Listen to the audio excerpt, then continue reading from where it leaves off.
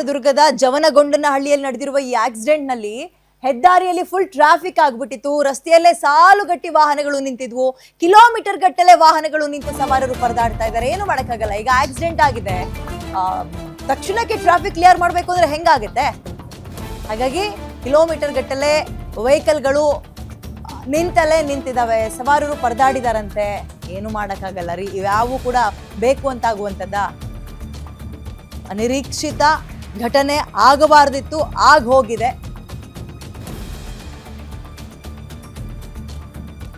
ಹೈವೇಲಿ full traffic ಆಗಿದೆ ಇವಾಗ.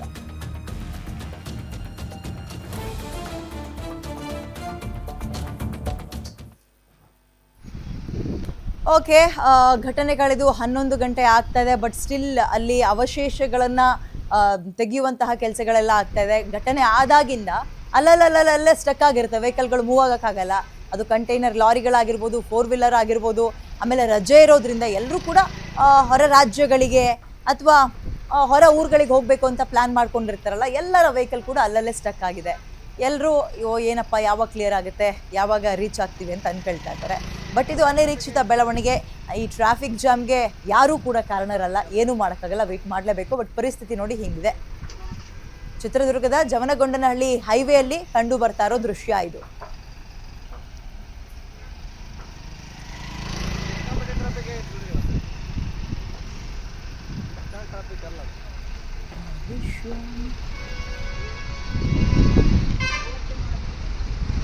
More details ನನ್ನ ಕಲ್ಲಿಗೆ ರಾಜಶೇಖರ್ ನೀಡ್ತಾರೆ. ರಾಜಶೇಖರ್, ಸದ್ಯದ ಪರಿಸ್ಥಿತಿ ಹೆಂಗಿದೆ? ಟ್ರಾಫಿಕ್ ಕ್ಲಿಯರ್ ಆಯ್ತಾ? ಎಸ್ ವಿದ್ಯಾ, ಏನು ಚಿತ್ರದುರ್ಗದ ಖಾಸಗಿ ಬಸ್ನ ದುರಂತದ ಬೆನ್ನಲ್ಲೇ ಈಗಾಗಲೇ ನಿಜಕ್ಕೂ ಕೂಡ ಬೆಂಗಳೂರಿನಿಂದ ಬೇರೆ ಬೇರೆ ಊರುಗಳಿಗೆ ತೆರಳುವಂತಹ ಪ್ರಯಾಣಿಕರಂತೂ ಹರಸಾಹಸ ಪಡುವಂತಹ ಪರಿಸ್ಥಿತಿ ಕಳೆದ 12-13 ಗಂಟೆಗಳಿಂದಲೂ ಕೂಡ ನಿರಂತರವಾಗಿದೆ ಅಂತ ಹೇಳ್ಬೋದು. ಈಗಾಗಲೇ ಕಿಲೋಮೀಟರ್ ಗಟ್ಟಲೆ ವಾಹನ ದಟ್ಟಣೆ ಇರುವಂತದ್ದು. ಏನು ಹಿರಿಯೂರಿನಿಂದ ಹಿಂಬದಿಗೆ ಶಿರಾವರೆಗೂ ಕೂಡ ಈ ಒಂದು ಟ್ರಾಫಿಕ್ ಜಾಮ್ ಸಮಸ್ಯೆಯಿಂದಾಗಿ ಪ್ರಯಾಣಿಕರು, ವಾಹನ ಸವಾರರು ಪರದಾಟವನ್ನ ನಡೆಸ್ತಾ ಇದ್ದಾರೆ. ಅಷ್ಟೇ ಅಲ್ಲದೆ ಈಗಾಗಲೇ ಚಿತ್ರದುರ್ಗದ ಹಿರಿಯೂರು ತಾಲೂಕಿನ ಮೇಟಿಕುರ್ಕೆ ಟೋಲ್ ಸಮೀಪದಲ್ಲೂ ಕೂಡ ಭಾರಿ ಪ್ರಮಾಣದಲ್ಲಿ ಟ್ರಾಫಿಕ್ ಜಾಮ್ ಉಂಟಾಗಿ ವಾಹನ ಸವಾರರು ಹೈರಾಣಾಗಿ ಹೋಗಿದ್ದಾರೆ ಅಂತ ಹೇಳ್ಬೋದು. ಈಗಾಗಲೇ ಬಸ್ ದುರಂತದಲ್ಲಿ ಅಧಿಕೃತವಾಗಿ 5 ಮಂದಿ ಸಾವನ್ನಪ್ಪಿದ್ದಾರೆ, 3 ಮಂದಿ ನಾಪತ್ತೆಯಾಗಿದ್ದಾರೆ ಅನ್ನುವಂತಹ ಒಂದು ಮಾಹಿತಿಗಳು ಕೂಡ ಲಭ್ಯವಿದೆ. ಈಗಾಗಲೇ ಭಾರಿ ಪ್ರಮಾಣದಲ್ಲೂ ಕೂಡ ಸಂಬಂಧಿಕರಾಗಿರ್ಬೋದು ಅಥವಾ ಬೇರೆ ಬೇರೆ ಊರುಗಳಿಂದ ಸ್ನೇಹಿತರು ಕೂಡ ಈ ಒಂದು ಘಟನೆಯನ್ನ ನೋಡ್ಲಿಕ್ಕೆ ಬರ್ತಾ ಇದ್ದಾರೆ.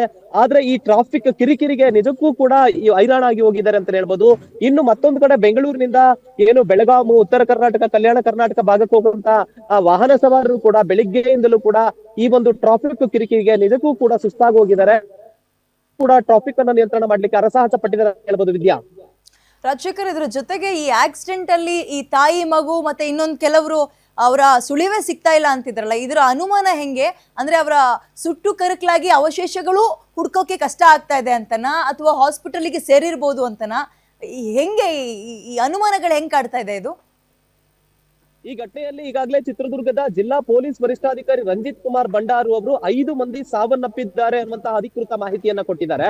ಆದ್ರೆ 3 ಮಂದಿ ನಾಪತ್ತೆಯಾಗಿದ್ದಾರೆ. ಅವ್ರಿಗೆ ಎಲ್ಲಿ ಹೋದ್ರು, ಏನೋ ಈ ಒಂದು ಅಪಘಾತದ ಬಳಿಕ ಏನಾದ್ರು ಬೇರೆ ಆಸ್ಪತ್ರೆಗೆ ಚಿಕಿತ್ಸೆಗೆ ಹೋಗಿದ್ದಾರೋ ಅಥವಾ ಆ ಬಸ್ಸಿನಲ್ಲಿಯೇ ಬೆಂಕಿಗೆ ಆಹುತಿಯಾಗಿದ್ದಾರಾ ಅಥವಾ ಏನು ಅನ್ನುವಂಥದ್ದು ಇದುವರೆಗೂ ಕೂಡ ಸುಳಿವು ಸಿಗ್ತಾ ಇಲ್ಲ.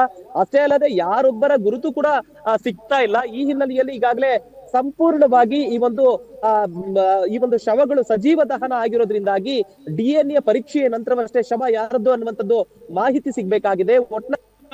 ಈ ಒಂದು ಬಸ್ ದುರಂತದಲ್ಲಿ 5 ಮಂದಿಯ ಇದ್ರೆ 3 ಮಂದಿ ನಾಪತ್ತೆಯಾಗಿದ್ದು ಅವರ ಸುಳಿವು ಪತ್ತೆಗಾಗಿಯೂ ಕೂಡ ಈಗಾಗಲೇ ಪೊಲೀಸರು ಹುಡುಕಾಟವನ್ನು ಆರಂಭಿಸಿದ್ದಾರೆ ವಿದ್ಯಾ.